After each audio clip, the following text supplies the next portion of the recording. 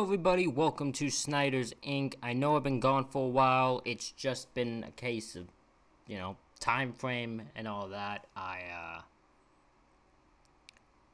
haven't felt well. I've been sick last few days. I've been going through some shit. Sorry, swore. And now I'm gonna be just trying to figure shit out at the moment. YouTube has sort of just given up on my channel because it used to promote my stuff pretty good, and now it kind of has stopped. So just figuring out what's going on there. I don't know. So I'm just gonna go continue to post videos, and we'll just see what happens.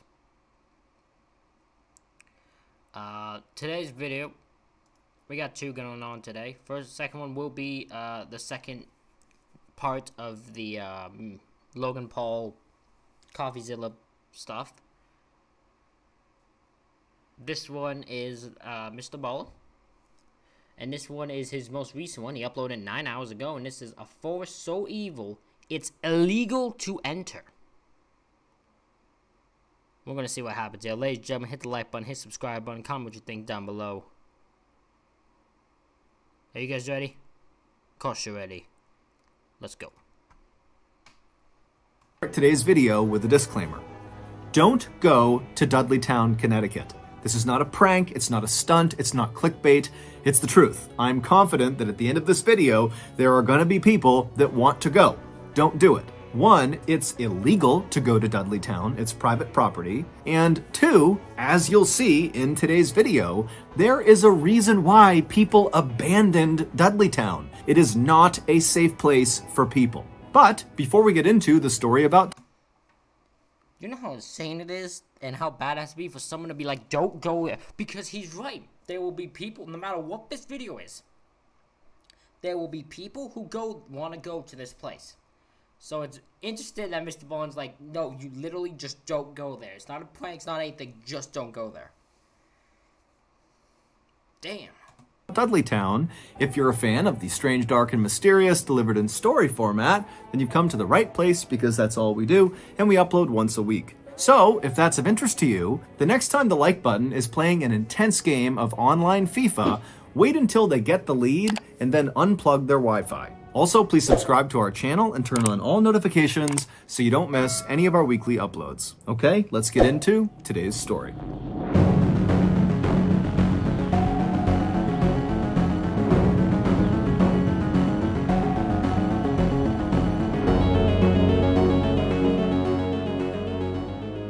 It was a bright summer day in 1906, and Dr. William C. Clark and his wife Harriet were driving slowly through a beautiful part of northwestern Connecticut called Litchfield County.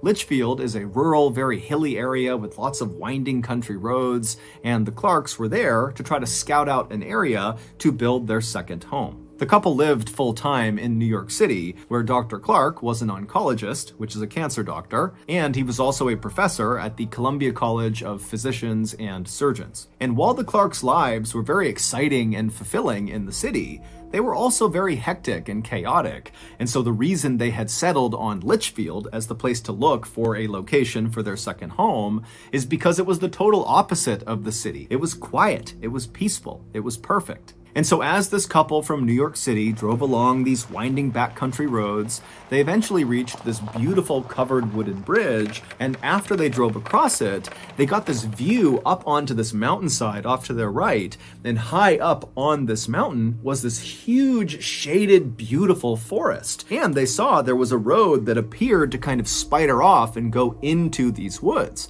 Now, the couple had no idea what was up there, but it was just so beautiful, and they were immediately so drawn to it that they decided they would go check it out and see if maybe there was a spot for their second home in these woods. And so... I don't know if I want a second home, or any home, to be in the middle of a forest, or in the woods. I think I'm better off without that. Now, I think I'm good. So Dr. Clark took the car and he went up this access road, and very quickly, as they began climbing up this hillside, the road became very bumpy and overgrown. It was pretty obvious that not many cars were driving into these woods, and so before they even reached the tree line, Dr. Clark had to pull the car over and park it on the side of the road, and then he and Harriet got out, and then on foot, they continued up towards the forest. And well, that sounds stupid. That was really, really stupid of them. So that's stupid. If the moment I see that it's not clearly it's not meant for people to be on, I ain't going down it. Once the couple actually entered the forest, immediately the sunlight faded because the canopy over their heads was so thick, and the air became cool and refreshing. And after walking for only a couple of minutes, the forest, which at first seemed very still and quiet, suddenly became alive. They could hear birds chirping and animals running around and insects buzzing, and then up ahead they saw there was this field off to the side of the road that was full of all these wild apple trees growing in all different directions. And as they got closer, they saw there was just a deer right in the middle of the apple trees eating apples directly off the branches. And then, just past all these apple trees, the couple began passing these huge, beautiful patches of roses and lilacs and bright yellow bitter tansy flowers that lined the road. And then before long, the couple was stepping over these babbling brooks, and off in the distance, they could hear the sound of running water like fresh spring water coming down off the mountain. And then, as the sun did This sounds great. What's gonna go wrong here?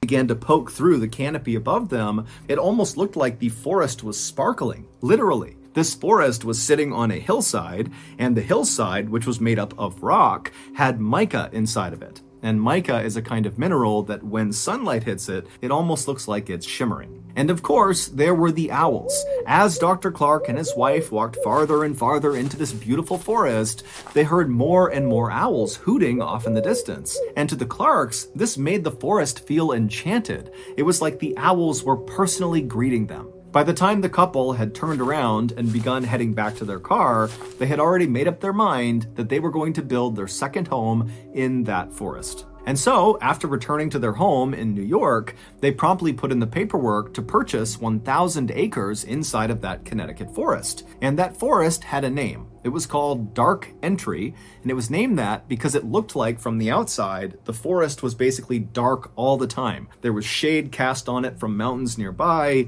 and then also the canopy inside of Dark Entry is exceptionally thick. At one time, there actually had been a town inside of Dark Entry Forest.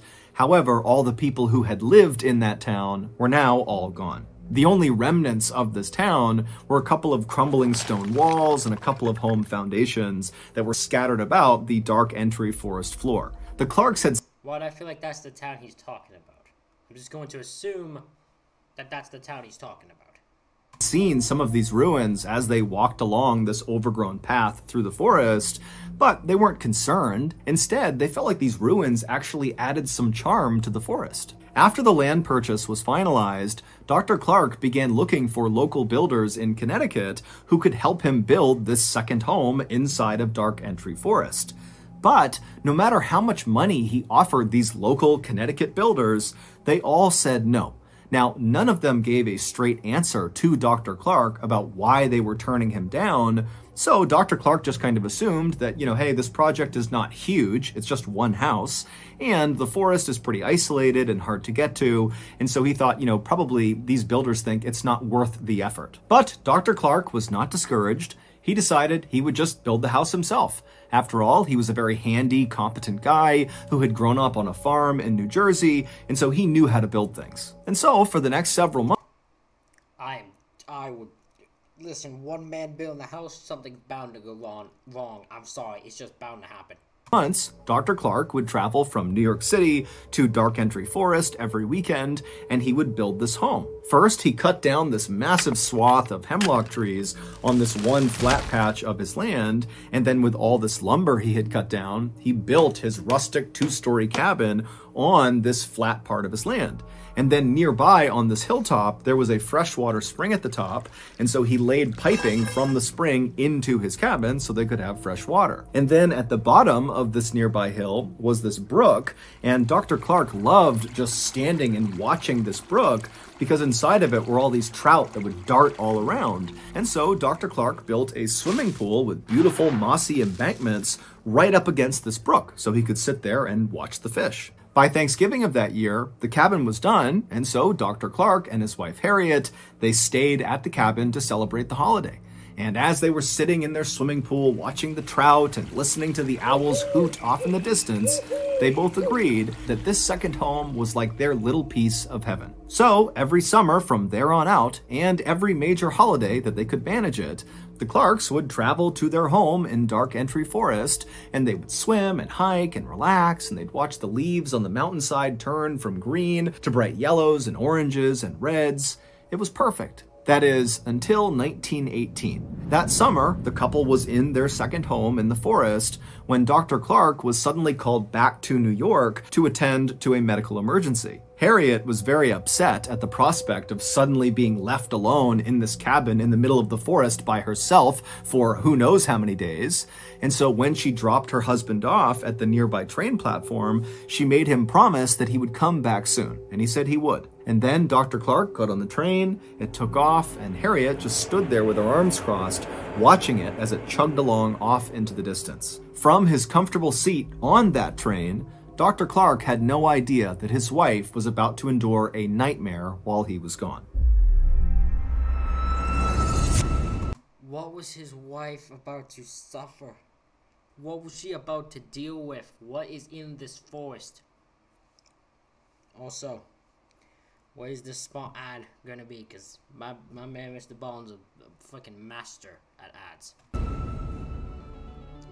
We've all been there. Your guests are on their way over to your house for your big New Year's Eve party, and right as they pull into your driveway, you realize you've overnogged your smoked chicken gallbladder eggnog. And so with minutes to spare, you Smoked chicken gallbladder eggnog.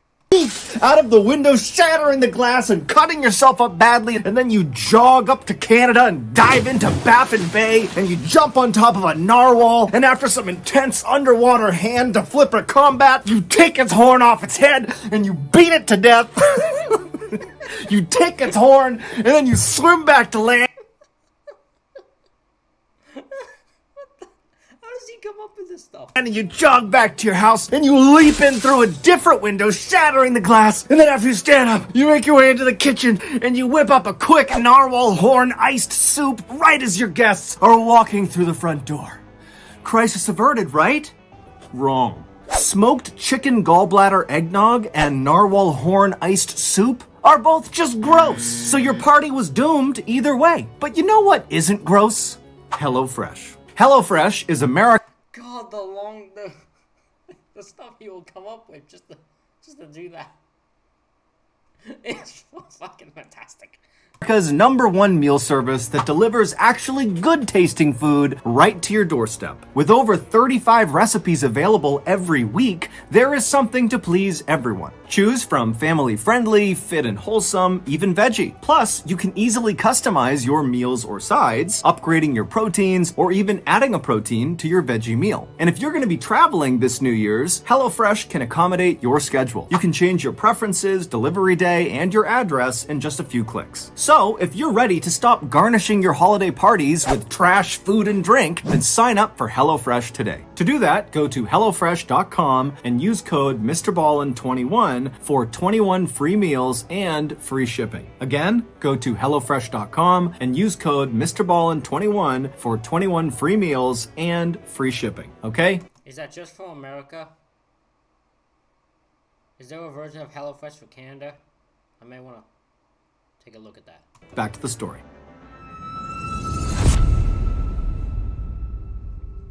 When the Clarks bought their 1,000 acres in the Dark Entry Forest, they did virtually no research on the forest or the surrounding area. If they had, they very likely would not have purchased that land. You see, the town that used to be inside of the Dark Entry Forest, that was now just ruins that the Clarks saw when they first walked around inside of the forest, was abandoned for a very specific reason.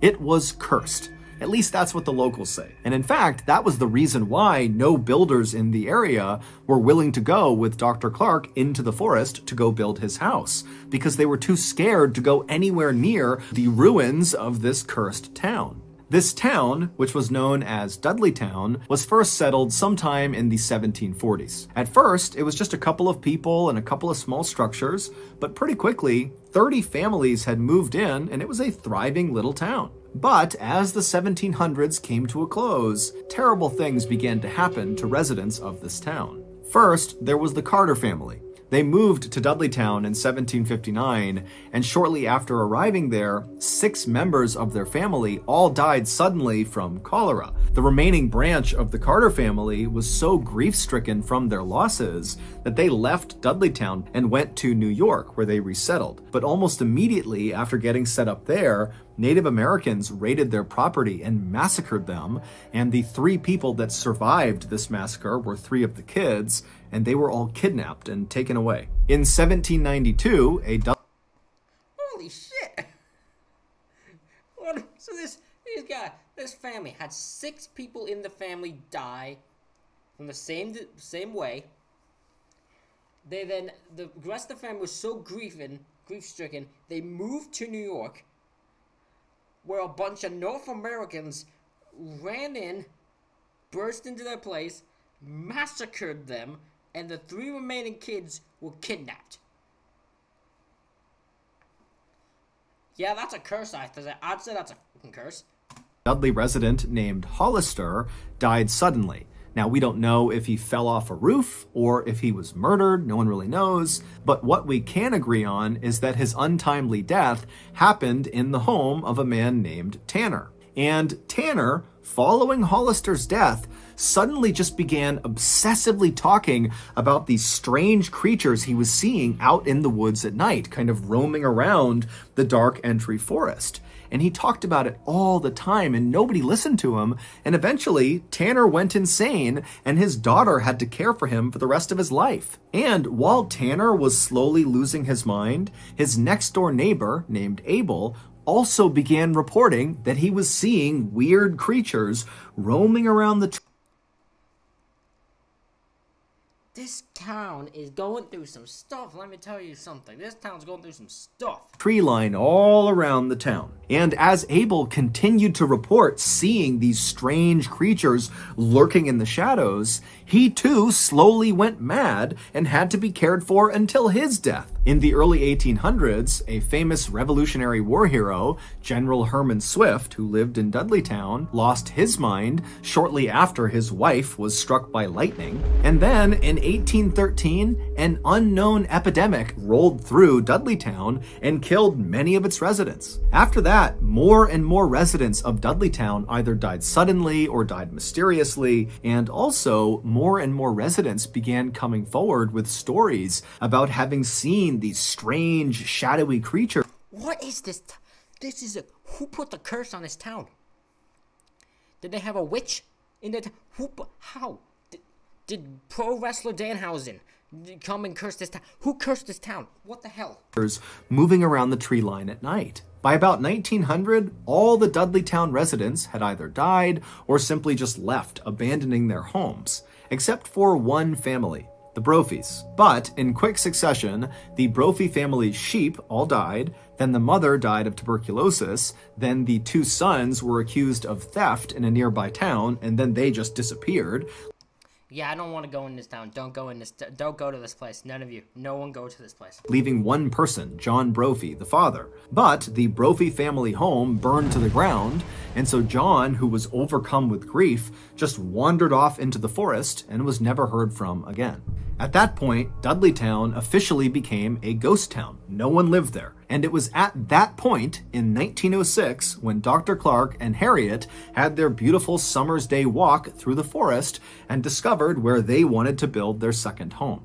So, fast forward back to 1918, and Dr. Clark, he's on his medical emergency leave to New York. It winds up being very quick. He's back on a train within 36 hours, and he pulls into the station right near Dark Entry Forest, and he's expecting to see Harriet waiting on the platform for him. But when the train rolled into the station, she wasn't there. Now, Dr. Clark was not a superstitious person, but for some reason, when he didn't see his wife there, he just felt like something was off. There's no reason she wouldn't have come out here to greet him. I mean, she was worried about being all alone in the cabin, and she knew he was going to be arriving at that moment. And so, feeling a little bit panicked, Dr. Clark left the train station and on foot made his way over to the Dark Entry Forest. And when he got there and began walking on that overgrown road path that led to his house, immediately, as soon as he was within the shade of the trees, he began hearing these owls hooting very loudly off in the distance.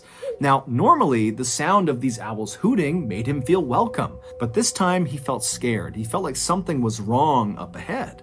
And so he began jogging through the forest, and it's very dark, and all he can hear is the sound of these owls, and it's getting louder and louder and louder. And then finally he reaches the clearing where his property is. And at this point, it's a cacophony of owls hooting practically right on top of him. And he looks up towards his house up on this hill, and he sees the front door is slightly open. And so now, with his heart racing, wondering what's going on with his wife, Dr. Clark runs up to his front porch. He gets to the door and he flings it open the rest of the way. And then right before he stepped into his house, this sudden high-pitched noise began up on the second floor inside of his house. And it was so startling to Dr. Clark that he just froze where he was. And so suddenly it's so loud from the owls all around him and the woods behind him and whatever this noise is that he just stood there unsure what to do. And so as he's sitting there getting the courage up to go investigate his house, he realizes what this high-pitched noise is. It's the sound of maniacal, insane laughter coming from the second floor. Sensing his wife had to be in danger, the doctor charged up the nearby steps up to the second floor, and he could tell this laughter, this high-pitched laughter, was coming from the master bedroom. And so he ran down the short hallway, he got in front of the closed door that led into the master bedroom, he slowly opened it up, and there, in the back corner of his room, was his wife. She was on the ground, rolled up in a ball, facing the door. Her hands were clenched in fists, her eyes were open and unblinking, and her mouth was open wider than was humanly possible.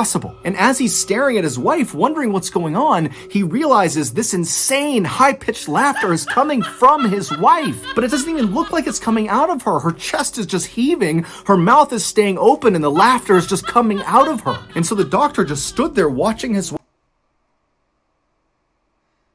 What is his wife experiencing? This is insanity. What the hell is going on? What?